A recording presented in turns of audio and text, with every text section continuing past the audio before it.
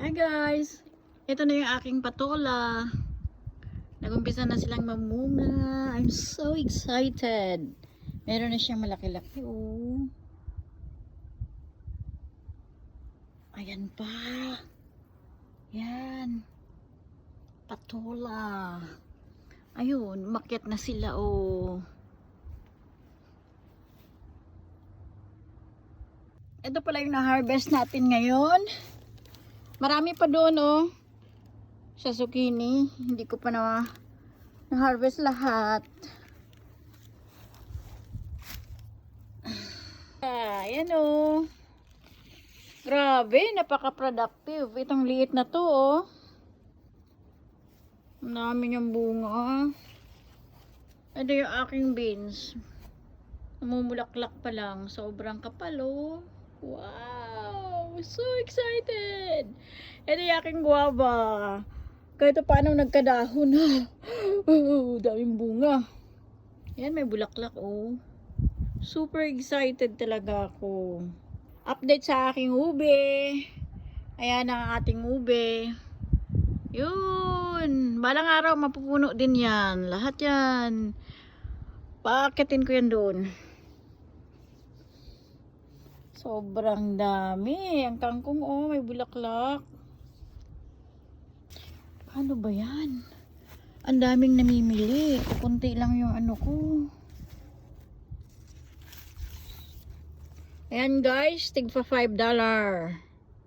Tingnan nyo ang ating kamote na purple. Sobrang healthy, oh.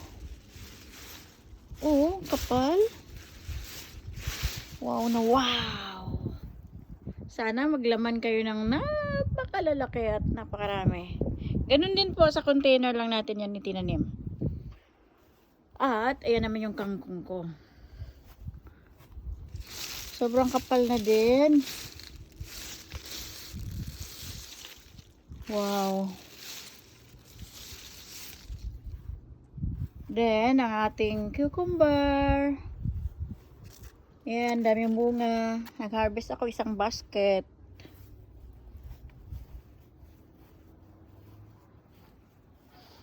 Ito yung sili natin. Harvest natin to bukas. Ang dami na hinog, oh.